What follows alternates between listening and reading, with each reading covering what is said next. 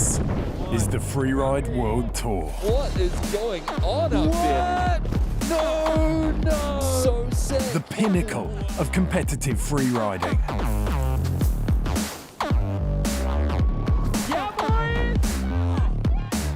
Elite skiers and snowboarders in both the women's and men's categories will attempt to conquer the most challenging big mountain faces in Europe.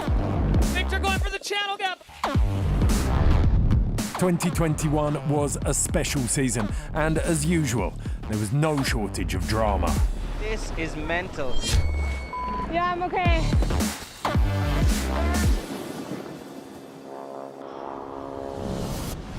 Welcome to Switzerland. Welcome to Verbier, the mecca of freeriding. This is where it all started in 1996, and this year it celebrates the 25th edition of the Extreme Verbier, which takes place on the legendary Bec des Roses. The Bec des Roses is very special because it is the pinnacle of big mountain competition. The venue doesn't get bigger than that, it doesn't get scarier, and very few people get to ride it every year. It's our Hahnenkamm. It's the big one. Knowing just how it was the birthplace of really these freeriding events and what we're all here and what we're all passionate about, it's just a really unique and special experience to be here. The fact that it's the 25th edition is, it's quite a statement for the sport because, freeriding has often been considered as a young, crazy punk sport in a way. And, the fact that there's been already 25 editions of this kind of event shows that it's not just a few loose cannons that are being crazy on the mountain. It shows that it's something that has a legacy now and that is really established.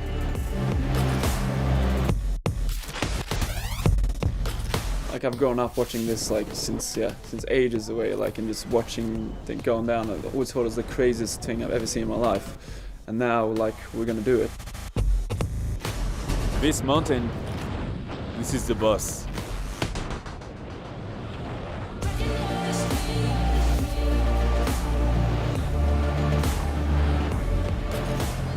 Especially here in Verbier, the competition is not within the category, it's more competition against yourself and against the Bec des Roses. I want to meet the guy who decided, hey, look, that's the gnarliest face in the whole mountain of gnarly faces. Let's have a contest here. Who thought that was a good idea? All right, we got a happy lady crew here. Happy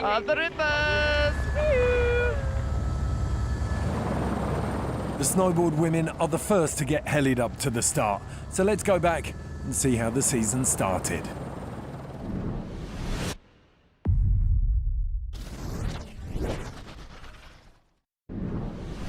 The season started in the microstate of Andorra in the middle of the Pyrenees. Due to the difficulties associated with travel this year, the decision was made to stay at the same location for the first two events in Ordino, Arcalís. In the snowboard women's category, all eyes were on Marion Haerty. The French woman has dominated the tour for the last 3 years and has 3 world titles to prove it. On fire! No one has ever won the title 4 times. Could she be the first? I don't know, it was not about to reach a goal, it was just to have fun, especially with this weird period, I was like, okay, I will try my best. I want to push my level further. Fresh from her second place at natural selection in Jackson Hole, came back and got her big mountain game face on. She barreled it into the face with the kind of confidence that only 3 world titles can bring you. She made her way down to the rider's left on this very technical section. I was like, okay.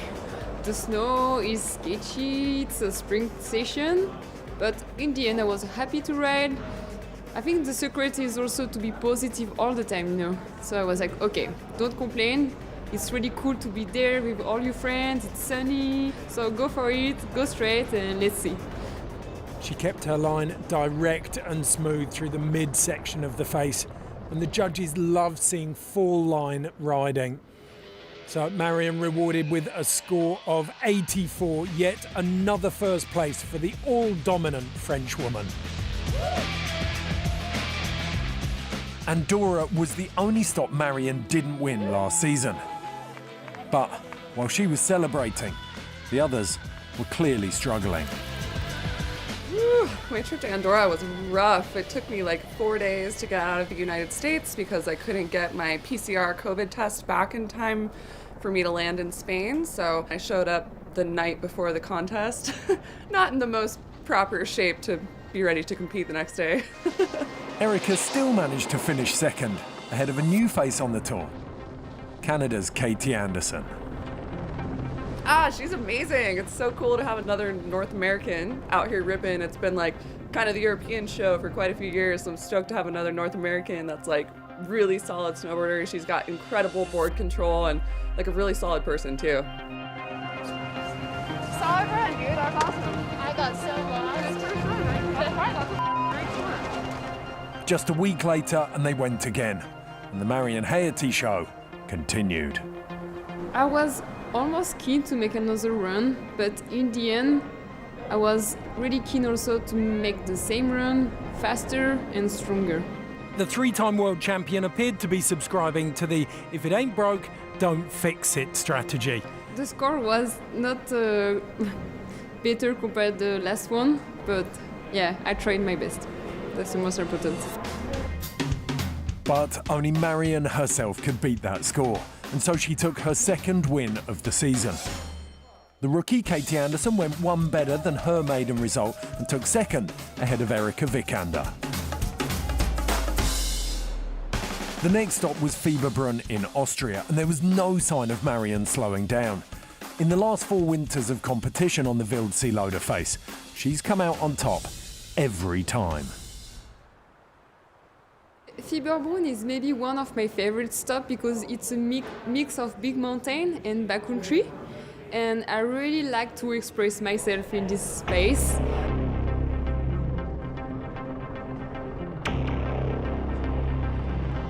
A win here in Austria would make it a third in 3 events in 2021 and deliver Marion Haerty her 4th world title with an event to spare. Marion has proved time and again why she is untouchable in this category, and this line was yet another example of the riding skill that has made her so dominant. It was fun again, even if the snow conditions were shitty.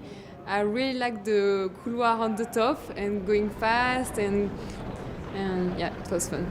It was a huge risk in some very, very dangerous snow, but Marion kept it redlined.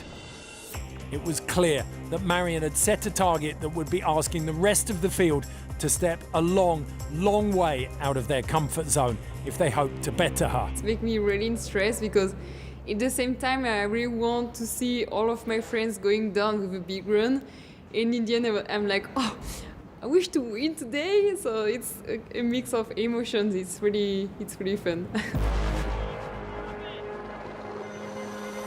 Michaela Davis-Meehan was the last to drop, the only rider who could stop Marion Haerty from taking the title.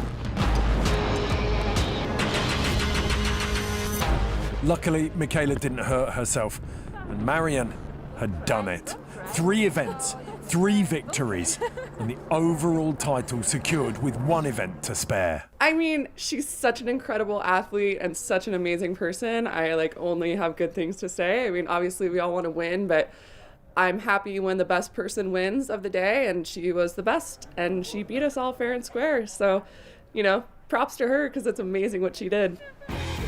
She had written a piece of Freeride World Tour history that day by becoming the first person to win the world title 4 times. I'm really happy, it's crazy. I'm not the best person to be confident about myself, and to have another world title, it's just so nice, so good. Happy. Now back to Verbier. There is just 1 run left for the women, but it is unquestionably the most challenging. The Bec des Roses is the best stage of the World Tour. This is why this is the final also. It's this is the definition of freeriding. That's all. With her fourth world title securely tucked into her belt, anyone would have forgiven Marion Haerty for taking her foot off the gas here in Verbier. But in search of a perfect 4 wins from 4, Marion came onto the Bec des Rosses fired up. That might have contributed to that uncharacteristic fall at the top of her run, but Marion, a true professional, bounced back, put that second drop in and started to settle down. My run was not really good on the top. I'm a little bit tired in the end of the season. But I was really happy to manage the middle of my run. I tried to go fast and big, and the snow conditions are tricky. There was a compulsory cliff exit which she stomped beautifully, and then 2 hands down on the carve on the apron. Her fall at the top of this run would be the single blemish on an otherwise perfect season. Would it put a dampener on the close of her 2021 season?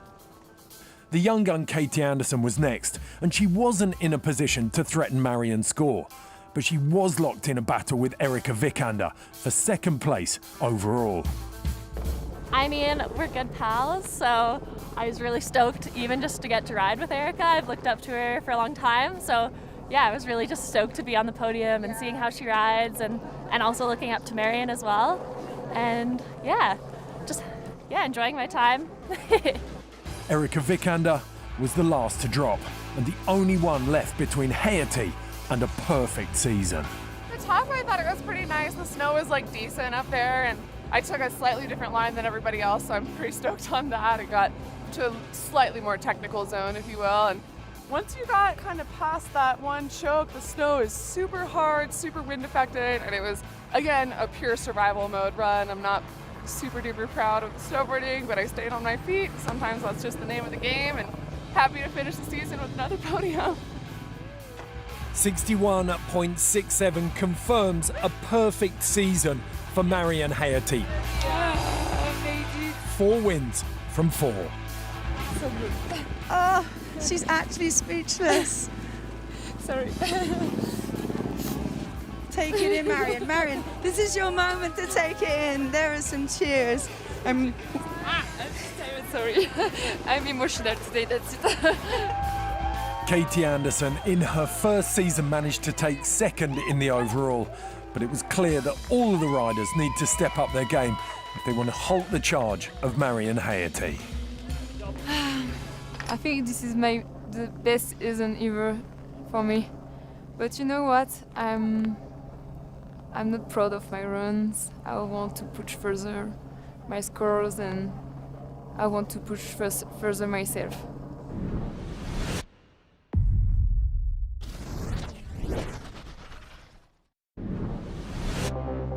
In the first women's ski competition in Andorra, Norway's Hedvig Vessel came in with a clear goal of becoming this year's Tour champion. The defending champion from Andorra in 2020 was desperate to start the 2021 season with a win. When I look at the face, I always try to find a cliff where I can do a flip. And I like it when it's a bit kicky, because that's what I'm used to from moguls, and having more of a jump kind of feeling. I'm not as good at flat takeoffs and doing flips. Dodging rocks, she found her way to the top of one of the biggest cliffs in the venue. Even though the landing and everything under it didn't look as good, that was not my focus. I was focused on the takeoff, and that's it. Phenomenal control to get that speed checked and then to continue the rest of the run. So much salt and pepper of rocks in the run out of that cliff. Direct, powerful skiing capped with that incredible backflip. Hedvig Vessel has made a serious statement of intent in the race for the 2021 Women's Freeride World Tour Championship. It went absolutely to plan for Vessel. She came, she skied, and she claimed victory. For the second cup, I was a bit nervous, but I still had a really cool line planned, and I was super excited about it. But then when I dropped in, as soon as I did my first turn, my skis like bumped into each other, and I hit a rock, and then it was just so hard for me to take down the speed.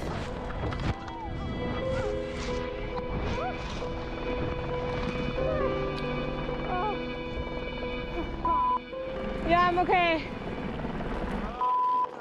It was sad not to be able to try that run. I was super excited about that. But that's what happens sometimes, and in tricky conditions it's hard, it's difficult. It was quite the opposite story for Verbier local Elizabeth Gerritsen. In Andorra, I was really excited about the face, had a good run in mind, and after my first drop, my ski just popped off for no reason, really. So that was a bit frustrating. But looking back now, I think this bad luck actually pushed me to do a 360 in the second competition. Elizabeth Gerritsen, aka Gerritsenda, does not deal in half measures. A disappointing first event after she lost her ski on one of the biggest drops of the day. Ski women were the last category to drop, and Elizabeth took it steady through this section. I did some thinking about probabilities that my ski would come off for no reason again, and I was like, that doesn't happen. I'm safe. I took a look at my bindings, set the din just a little bit higher, not much higher, and I just went for it. A beautiful right side three, a tiny little back slap, but taking that kind of risk at the top of the face would be a huge boost with the judges. She'd been practicing 360s all week. She managed to nail that one.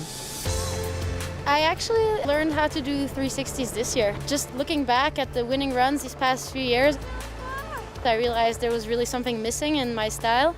So I pushed myself in the beginning of the season. I was just like, okay, I'm gonna do a 360 a day. Every time I go skiing, I'm gonna do one, even if it's shitty conditions. And I did that, and yeah, it really made me confident about it. 79.67 for Elizabeth Gerritsen, and you can see what it means to her. Without having had that frustration, I don't think I would have amped myself up to do that 360. So everything happens for a reason, I guess. Gerritsen took the win in the second competition, but due to both Gerritsen and Vessel's inconsistencies, the overall lead went to France's Juliette Wilman. I chose a line where I started on the steep part, so it was a bit technical, and I mean it's fit well with my kind of riding when it's steep and technique. And then I went for a big cliff. Then it was super hard to manage the speed because the snow was super hard, so it was interesting. I was wow, I need to be strong on my legs. And then I ended up doing a double and then another hit, and I was really happy with because it went all super fluid and super smooth. So I was super stoked about that. Another sick run today, really high level in the women's ski category. And coming out of France, it is Juliette Wilman. It was my first podium on the tour, so it's been a long process for me to arrive here, but then I was really happy. In the second competition, she went for a different line. So I chose a line where I could go fast, so I tried to go as fast as I could and then still do some jumps and send it, and I landed and I was super happy. Different line, same result. With 2 second places, Juliette was wearing the golden leaders jersey going into Austria. It was cool. I mean, I tried to not change my mind because I had the golden beam on my shoulder, but definitely it was something it wasn't my goal of the winter, and it kind of became my new goal to be first. So it was wow, it's kind of challenging. And then in Freeride, it was hard for me to find a line. The snow was super challenging. Actually, I chose the bad line. And that opened the door for the others to stake a claim on the leaders jersey. I knew that Freeride was going to be a bit of a game changer in terms of the title or not. All the girls were pretty close. There was also a new player joining the game. Last year's champion Arianna Tricomi of Italy missed the first 2 events in Andorra. I got the chance to film some projects that I've been actually dreaming about for a longer time in my beautiful Dolomites, so my backyard. I decided to do that instead, but watching the comp from the couch was definitely really hard. The question was, would she be sharp and competition ready? The conditions were anything but perfect. It was so hard conditions. The tracks that was on the hill, they froze. It was just so firm and hard. It was almost like hitting ice balls. And when you see a 3-time world champion like Tricomi struggling, you know it's tricky out there. I'm happy about my run. Unfortunately, I kind of crashed but recovered and skied on, but obviously that's just not the best point. The snow was very variable, quite hard to ski actually, and also after the tracks it was actually quite hard to stay on our feet. I'm happy about some cliffs that I hit. Yeah, part of the game to crash, and yeah, all good. Elizabeth Gerritsen was the next victim of the conditions. All went well till her first big hit. For us, there's a bit of a low visibility and very variable snow. And then I landed, I think, in like what we call a death cookie. And I kind of caught my ski and then I tumbled. Yeah. So it was Hedvig's turn, and usually she goes for the all-or-nothing tactic. But this one, she approached like a future tour champion. I chose a more strategic line. I went for a more safe line, and I did one good hit, and then I just took it slow, and I wanted to stay on my feet. That was super important for me. Playing it safe did cost her the win, but it served the Norwegian well in the overall standings. The victory went to Poland, Zuzana Witek, not only stepping up to the podium for the first time, but going straight to the top spot. It was so cool to see Susanna win. She had a good run and a lot of feature in her run. The feeling of your first win is so special, and I'm just so happy for her and happy that she managed to put it down and qualify for next year. Hedvig's second place saw her stack enough points to reclaim the leader's jersey. For the girls, it's super tight with the title, and now I get the compliment back, which is super cool. Yeah, it's a high level in the girls this year, so it's gonna be tight. That's cool. It's cool that you need to fight. So as the women made their way up to the start in Verbier, they all knew the fight was on. I probably plan different lines, different variations. I know a line where I go super big or maybe smaller, or so I have some options depending on the snow and the quality. Also, I'm starting last of the girls, so I will know a little bit how it looks, and hopefully that will be an advantage. Ariana Tricomi had the highest score so far and was looking comfortable in the hot seat. Next was one of the big title contenders, Juliet Willman.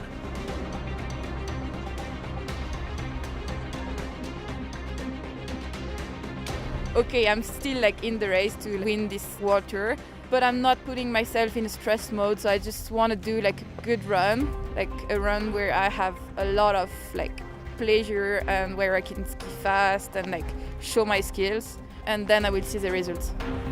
Juliet was in full attack mode and her skiing was shouting loud and clear, "I want this."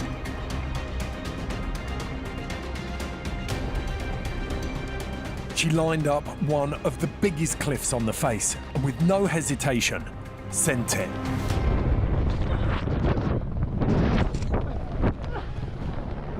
She had come so far and pushed so hard, but her hopes for 2021 were gone.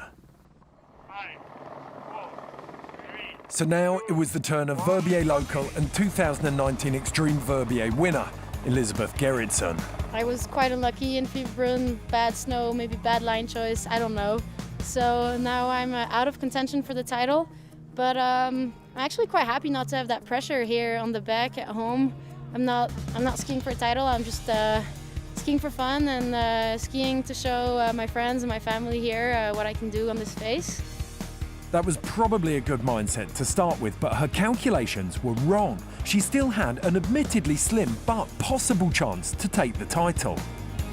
I'm not gonna lie, I had a bit of difficulties with the snow. It was very changing. It was not as smooth as my run in 2019, but I did a similar line and I stomped all my airs. So yeah, I'm happy. I did what I could with the conditions today. The judges were less critical, and Elizabeth moved into first place, pushing Tricomi out of the hot seat.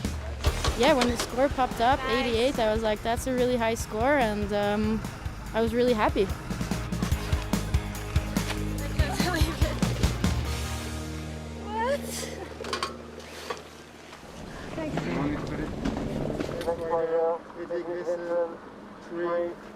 One woman was left up top. Hedvig Vessel didn't need to win. A second place finish would secure her first World Tour title. Snow was super tricky and I just wanted to stand on my feet, so I decided not to jump the cliff when I just ride to it. Looking back, that was, I guess, a bad decision because it wasn't enough for me to take the title without it. I don't know anything about math. It was nuts. My day. Whoa! Okay.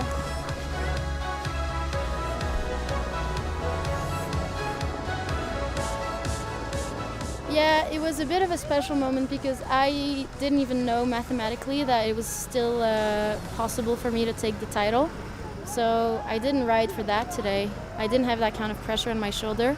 So in that sense, maybe it was a bit of an unfair race with Hedvig because she knew that she had a thing to play today.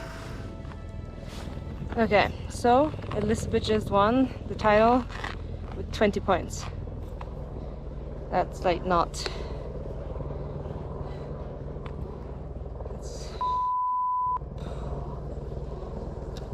I don't know what to say. Your Freeride World Tour champion, once again right here in Verbier, Elizabeth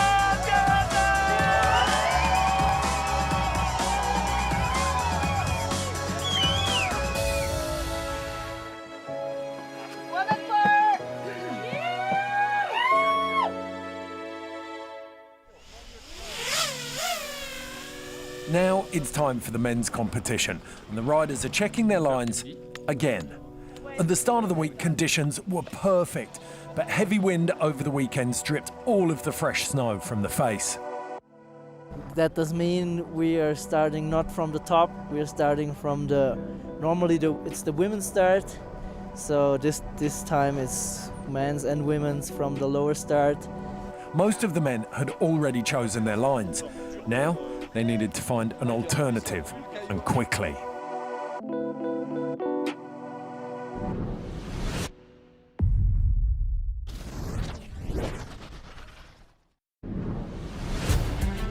Back in Andorra, the snowboard men's category started with a battle of the young guns. I felt I came into this season much more like well prepared and a bit more experienced, so that's why I guess it paid off in the beginning there, yeah.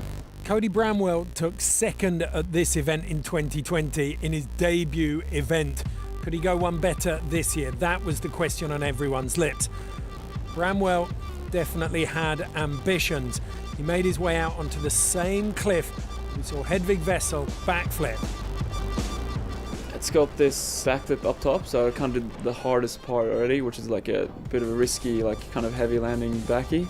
And then, because the conditions were pretty like hard pack, but then I've grown up doing that in Sweden, so it's kind of my kind of style of riding, so I felt pretty confident in it. And then I had this like little early pop kind of gap at the end, which I was a bit worried about, but that worked out pretty nicely. A very, very big run for the Brit. Back in the start gate was the younger brother of freeride skier Griffin Moller. Blake is the prodigal son of North American freeriding right now.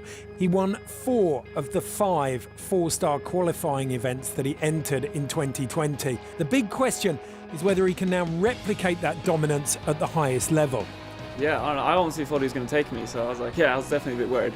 But then we're good friends and we ride all the time together, and we pretty much scoped very similar line like that, so we knew if he landed it, we'd be like very close to each other, and I just like nudged him on that one. You always like, in hot seat, you're always nervous, yeah, for sure. The score came in, and Moller took second. So super happy with that. That's like one of my main goals this season, getting a win. So super nice to get it straight out of the way. A week later, and Blake Moller started first and was ready for redemption. I switched it up a little bit from the first stop. I started up higher and I saw this pocket little 3 I want to do real bad. He found his way onto this rocky outcrop and managed to snipe a backside 360 into a very tight landing. I went back to that same double and then hit the same air Cody hit first comp as well, but didn't really change my line all that much. I knew the first face check we had for the second comp, I was there for like 5 minutes because I already knew what I wanted to do. I didn't want to just overthink it at all, so that's kind of how I work too. Don't want to overthink things and just go and ride like I were to get dropped off somewhere, you know? A great run, but would it be enough to score higher than Cody Bramwell this time? Or would the Brit make it 2 out of 2? I came in, I wanted to go for it again and just like try to go for that top spot. I messed up. Like, that didn't work out. Sometimes it doesn't work out, I guess. But like, the thing was I crashed on the easiest part of my run. So I kind of lost focus in the middle. I landed my hardest part in the beginning. I messed up my second part and then, yeah. It happens sometimes. You just gotta stay focused the entire time, I guess. So the rookie Blake Moller took his first win at just the second time of asking. I was just really hopeful, but it's pretty insane that it came to life, so I'm super excited.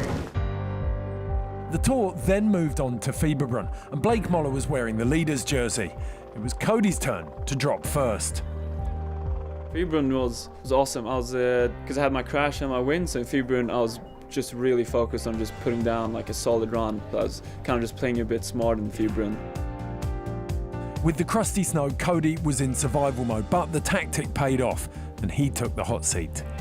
Just stay on your feet, just get down, that's it. And I managed to stay on my feet. It wasn't the cleanest, but I'm happy I just didn't tomahawk or anything. Hey, guys, I'm gonna go. Next up was Victor Delarue of France, who hadn't distinguished himself in Andorra. I was feeling a bit stressed, and for some reason I really didn't ride that well, and I was not stoked on my runs. But then I went to Fieberbrunn and I was like, forget about the contest, just do a run that you would be stoked to do. The 2019 world champion is one of those riders looking for a good result here. Going from start number 2, the opposite start to Niels Mendnik, he headed out to the right-hand side of the face. More shade over here, so a better snow quality but less accumulation. So lines are harder to come by and you've got to watch out for those sharks. Victor set off on this high line into this lip and sent a beautiful 360, way bigger than anything else we'd seen in the category up to this point. But he was far from done. He was heading straight for the canyon. When I look at it, for me, I'm like, it doesn't go, it's not possible. So this is why I was pretty confused. I really looked from a bunch of different angles, drone angles, pictures from the side, the top. I was like, it doesn't go, but I don't care. The snow is bad. I just want to try, and in the worst case, I would hit the wall. It actually went super smooth, so I was really happy. Delarue rediscovered the form that delivered him the world title in 2019, and a 90.67 is an immense score. Blake Moller was next, and he knew he'd need something extraordinary to challenge Victor.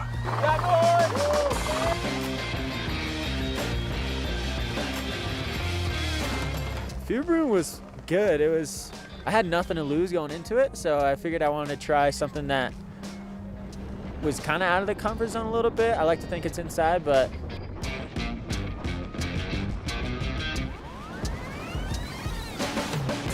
yeah, it didn't work out, but I was stoked to just try a trick off that hit. It was too perfect to not try a back stab, so I had to. And so it was Victor Delarue who took the win. I'm super damn stoked to take another victory here. I had it like 2 years ago, and this year I was really riding pretty bad, like the first 2 stops. And this one I was just like, okay, I'm not even sure if my line will work, but I just try, we'll see. And it worked out, and I got the win, and so it's really giving me a lot of energy for all the rest of the season. In the overall, Blake Moller holds on to the top spot, with Delarue moving ahead of Bramwell into second. With 3 different winners from each event and no consistency beneath them, the men's snowboard category is still wide open.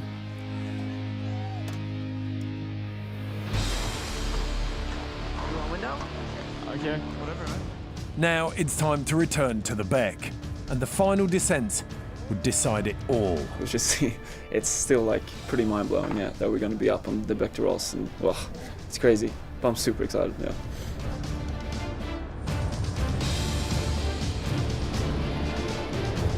just look at the mountain. It's so special. And the Verbier Extreme, it's amazing because it started with snowboarders, so we're just kind of keeping the culture going, I think. And this face is just so impressive and so scary. It's the best. That's why we do it. Sugar here. You still on here? Yeah. Go over, I'll see you later. Dude, crush it down there. You crash. Let's just have fun. See you at the bottom. Cody Bramwell is in his second year on tour, but has really announced himself this winter with a change in his approach. He's been riding to win, and the maths for the Brit in Verbier were very simple. If he could win, then he wins the world title. So he had to ride to win. And that is exactly what he did. A couple of snappy turns and then a hard right into the closeout chute. He had an exposed drop at the top, and then he committed to the compulsory cliff exit. He managed to control the speed and shut it down, heading left above a serious cliff band. It worked out. I kind of had to change my line because I didn't get speed to this one hit I wanted to do. But I had a plan B if it didn't work out. And I managed to stay on my feet till the end. So yeah, I'm pretty damn happy. And yeah, I couldn't ask for more. I'm actually baffled it worked this well. The judges rewarded Cody with a huge 89.67. Oh, what? That's a lit score. 89, bro. 89. What? It would take something very special to best it. If Blake Moller was feeling any pressure dropping into the Bec des Rosses for the first time and bidding to win the Freeride World Tour title, it didn't show. In fact, popping out of the gate, it looked like he couldn't wait to get stuck in. He headed straight to some of the steepest and most exposed terrain. I kind of wanted to just point it through that back three double zone, and then I kind of just didn't. So, but other than that, it went pretty good, yeah. Maybe should have backied this wind lip down here, but we learned. It would be a nervous wait, but 82 would see Blake slot into second. Oh, you, baby. And Cody Bramwell survive one serious challenge. Freaking amazing season, though. Glad I came. The second would come in the shape of this man, Victor Delarue.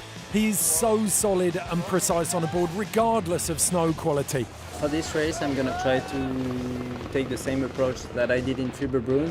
Just not think too much about the contest, but just I have one run. I would be happy to ride. I don't know if it goes, but I just want to go and try. And if it goes, I think it should be good. So, and if it doesn't go, I would have tried at least, and I won't feel bad. Victor let it run and found a new cross-court line and threw a high-speed three into the same exposed pocket as Blake, but rather than attempt to shut it down, Victor embraced the mayhem and sent the cliff. All the features came out so quick. It was pretty steep with pretty compact snow, so it really came quick, but I pretty much stomped everything. Just on my 360 did a little slash after, kind of. But yeah, I rode fast, I did a nice three, so really happy about this. Wizard-like board control and full commitment were rewarded with a 92.67. Victory for Victor Delarue on the Bec des Rosses.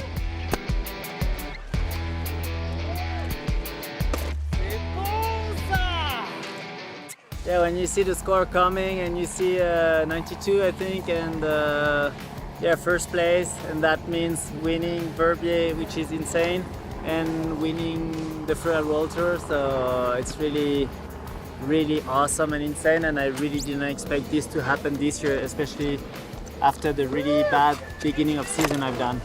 To win in Verbier, like, it's really a big thing. So Cody Bramwell in third, the rookie Blake Moller, a dream season to finish in second.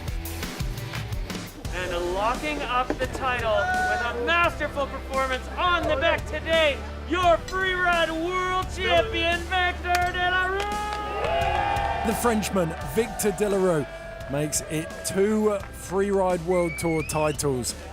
He's catching up with his older brother, Xavier, slowly. And it's so cool because he was never, you know, within our family where we're all super competitors, he's never been one of those. And we always thought, oh, is that really for him? And he's been really killing it and really showing some amazing, you know, combination of skills. And he's been rocking, basically.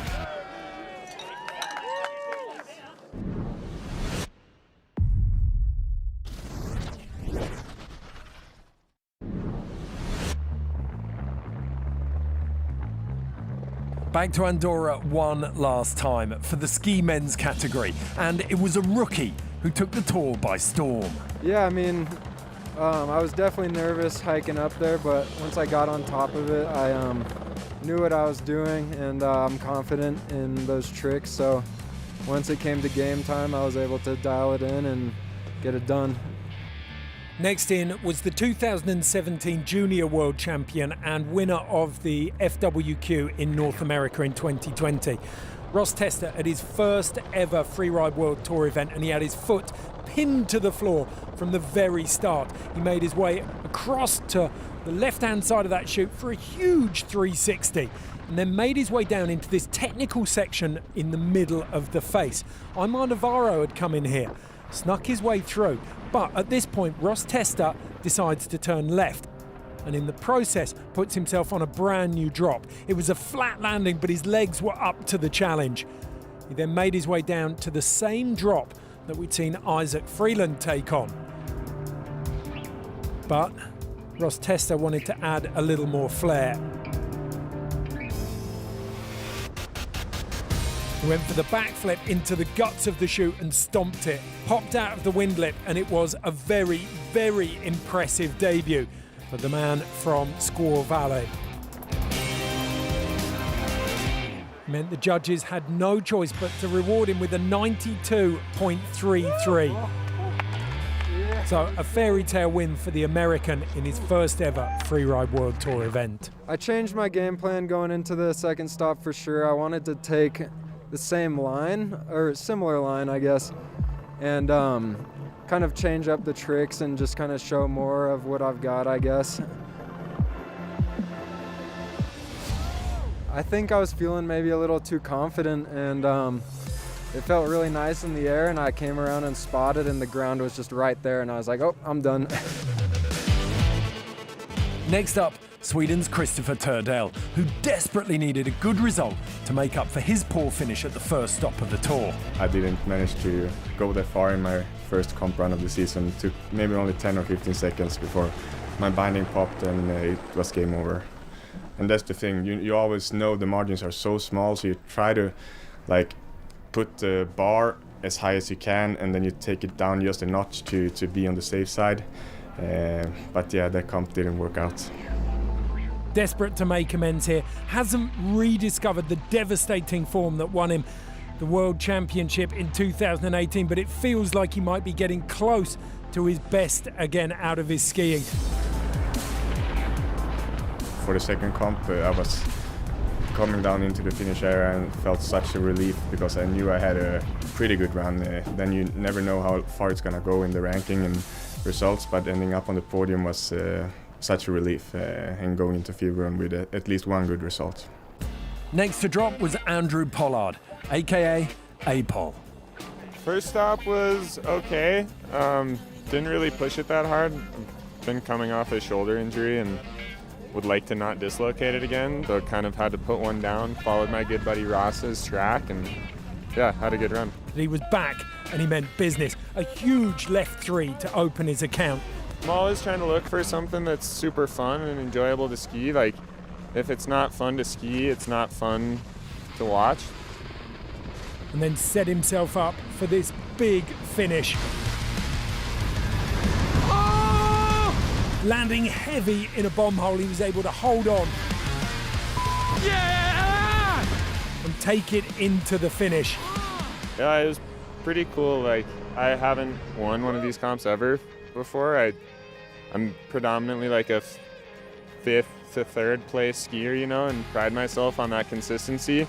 So it was fun to kind of turn the dial up a little bit and get that first place spot. Rene Barcred rounded out the podium in 3rd, but looking at the overall standings, it was another rookie on top. Maël Olivier was the most consistent in the field. It was incredible. I have no expectation about this one. Just super excited to jump into the big league with all those legends. And it was like pure pleasure and adrenaline. So I'm stoked to have done this one and made a good run. In his debut event, he ended up in 2nd and backed it up with a 4th place at the 2nd stop. I knew I was Like people was looking at me because I didn't put them in the first one, but didn't get too nervous, and I managed to land like another very cool run. Like I had a very good feeling on this one. So both friends in Andorra were sick. I'm super stoked. Hey, now I recognize you. Thank you. I hope so. A snowboarder made a lot of bomb holes in my landing, so we'll see.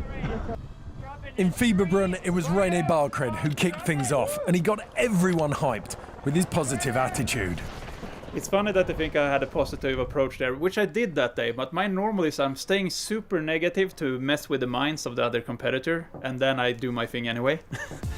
I had a good feeling, I just want to go for it, and started first, which I rarely do. I think it's my second time in my career I started first. I was like, okay, let's kick this off with a bang and try to motivate everyone this day. He sent that huge cliff at Mach 10. Got my line exactly the way I wanted it. Come down to the middle, snow got a little tricky, but better than expected actually. Woo! Oh, dangerous spot, guys! At the very end I had a medium-sized air into some snow that was extremely challenging, and it was just hold on for dear life and make it to the finish line. Overall, pretty fun. Despite that final scare, he made it to the finish area with one of the most electrifying runs of 2021 under his belt. Next, it was the turn of Ross Testa, the man with the freestyle skills of an X Games contender and the edge control of an Alpine racer. Fieberbrunn was super fun. Just like Andorra, I found a line that I was really confident in and knew I could have fun with. And I was looking at all the really gnarly freeridey lines that Rain skied. And I knew I could ski that, but I was a little bit worried, so I just took a little more chill, something I could do tricks on, and it went well. A couple of very playful turns and jumps.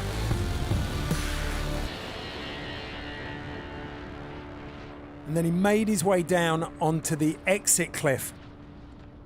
Tao Kryback had a go at this one and failed. Could Ross Testa make it work?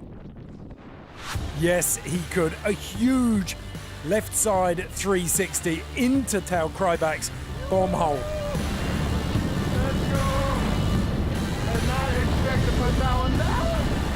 René and Ross had landed two very different runs, but how would they compare? It was tough to wait for the result now, because now we got like the classical big mountain versus more freestyle. Ross is such an amazing skier. He put on a super solid run, and I always knew that's how you can beat the big mountain line. And he did. It was super close though. Testa betters Barcred by just 1 point, and the mayor of Stomptown has to vacate the hot seat. Christopher Turdell was under pressure here to stick a run and get a solid position to ensure he would advance to Verbier. So the question was, would he throttle back and aim to guarantee a finish in the middle of the pack, or would he give it his all? Coming from this little bit smaller phase due to a low snow year in Andorra, we ended up on the Fieberbrunn Wildsloader phase, which more of a big mountain style phase, especially in the upper part. So I wanted to ski a fast and fluid run, more big mountain style. He jumped the same cliff as René, even a bit cleaner, and then went full throttle. I just wanted to link my upper part with a new feature in the end, so I wanted to try the canyon gap. And on a feature like that, you definitely don't want to come in with too low speed. So I think I came in a little bit too fast, almost lost balance before the takeoff. Takeoff was more of a kick than I expected, so I got sent over the canyon, and I was actually happy to land on my feet after that one. So an emphatic descent that was going for the win. Would the judges agree? No. 87 points, enough for third, just behind Reina. I'm happy to be down here. Yeah, it was really surprising, honestly. It was. I would have hated to be a judge. I was watching every guy. I was like, oh, he's gonna take it. He's gonna take it. But I didn't really know what my line looked like from a judge's perspective. So definitely props to all the riders. People ripped it up. So super fun to watch. Next to challenge Testa's score was Carl Regner Eriksson, who also went for the big mountain line, but mixed it up at the end. In February, I got to mix technical skiing with my playful skiing, and it went really well. I grabbed the third place together with Christopher, which is super fun. Pretty much guaranteed podium at this point, so stoked on that. Despite wearing the golden bib, the French rookie Maël Olivier had said that he wasn't feeling the weight of expectation that comes with leading the Freeride World Tour rankings. I tried to keep with my own style. It was I did in February. I didn't want to hit like the main features. I tried to find a real nice transfer gap or things like that. Coming on to one of the most exposed areas of the face, he looked for a double between these rocks. Unfortunately, he leant back. Ross Testa would be crowned winner of his second event in 2021. Yeah, Russ! Came out to have fun and worked out, I guess. In the overall, former tour leader Maël Olivier drops down to 4th. Turdell jumps up to share the second spot with René Barcred, and the rookie, Ross Testa, will ride in the golden bib in Verbier. It's gonna be interesting. I don't like wearing the golden bib because I think it's bad luck. Yeah, I mean, I'm stoked to get on the back and go try that out. I've always wanted to ski it, try and put in some freestyle and good skiing.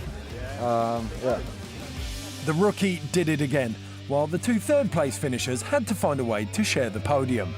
Yeah, I sat on Christopher Turdell's shoulders. That was quite dangerous actually, but Christopher was strong. So yeah, it was fun. Back in Verbier for the final, and it would come down to the wire. The overall is gonna be exciting now. It's all gonna come down to the finals. Ross is in an extremely good position, going in with the lead, and I think he can stay there if he's first or second in this event. If he stumbled, the two Swedes, Barcred and Turdell, as well as the rookie Maël Olivier, were hot on his heels. The Frenchman was the first to drop. I tried to go big, and unfortunately I took too much speed and I can't manage to take my next feature and I crashed. But I'm still happy with me to have tried and not give up and not take a mellow line. I could have taken a mellow line and just to be sure to end it top 5, but competing it's like that, so I really wanted to go back on the podium. So I crash. I will be back next year with better results. The next to drop was Christopher Turdell. World champion in 2018, he's won at almost every stop on the tour at some stage in his career, except Verbier. Yeah, I kind of scooped the line yesterday, and last night I looked at old pictures and kind of figured it out, but it included 2 really, really big drops, which made me not sleep very well. Next point, Christopher Turdell, 3, 2, 1, dropping. Christopher opened straight off the bat with a beautiful swooping drop where he changed edges in the air, and then he tucked underneath that cliff band and set his path down the fall line. Another drop. He started to flatter the snow conditions with some incredibly smooth skiing. Another drop, and then just as we were getting lulled into a false sense of security, he threw a left turn into a pocket of snow above a truly monstrous cliff.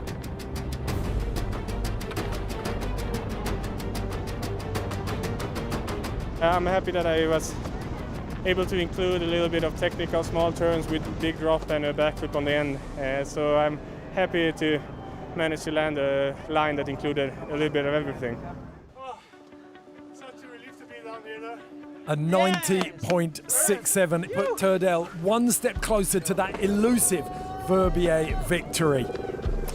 Oh, good to be back.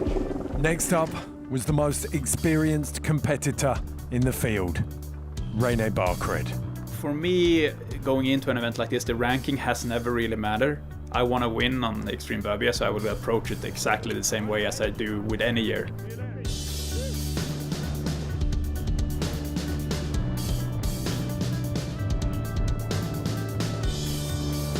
So my run was pretty scary, I have to admit. I had one thing planned, one guy was hitting it before me, and yeah, it went well for him, and I thought, okay, I just go for it.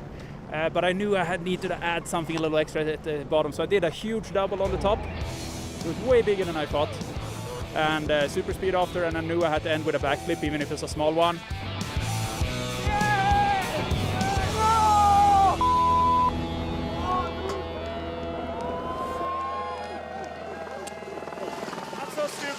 I blame the freestyle a little bit, but I like it and it's super fun to do. Of course, it's not fun to throw away a good run on a tiny little windlip backflip, but it's the small margins now when people ride really well that do it, and then you might have to add a trick for the hot seat. Only one? Oh, it's Ross now. Whoa. Only the tour leader was left to ski. JB, man. Thank you. Try my best. Yeah, there's only Ross Tester left. He's got it in him. It's his to win and to lose, so. It's been crazy. It's been a little bit overwhelming. Back home, it's super low key and we just shred with buddies, and now the whole world's eyes are on me, so I gotta hold it down. Rookie Ross Tester had his dreams at his fingertips. He's leading the Freeride World Tour and was dropping into the Bec de Ros as the last rider of the day. Could he control the adrenaline and do the unthinkable? Win the Extreme Verbier and in the process take the world title. He started the line in exactly the same way as Turdell and then headed for the windlip, where undoubtedly he would put his freestyle repertoire to work. My run was all right. It was nothing that I really planned to do. I looked at the face and saw all the features, and I watched all the riders go. And I ended up just skiing right past all my features, and I saw where Leo did a big backflip, so I said, maybe I'll just do that. That was pretty sick. Whoa! Yeah, I ended up stomping it, so stoked on that. That's not the line I meant to do. Backflip. Oh my god. Congrats. The only thing I saw from his run was that huge backflip, so it could have gone anyway. I had no idea. It would be nice to hear what they're talking about. Yes, it would.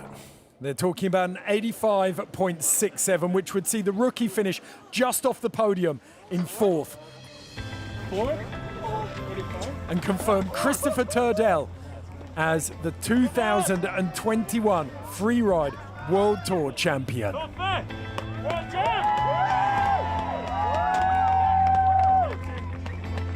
Unbelievable. To win here in Verbier, both the Extreme Verbier and the overall Freeride World Tour, it really can't get any better than that. So in the overall, René Barkrid slips to fifth while Carl Regner Eriksson moves up to third. Christopher Turdell makes it 2 world titles. And the man finally getting the monkey off his back. His first Extreme Verbier win, giving up for Christopher Turdell! Now it's time to say goodbye from the 25th anniversary of the Verbier Extreme. Despite all the factors against it in 2021, the Freeride World Tour has delivered yet another year of spectacular and safe competition. Join us again in 2022.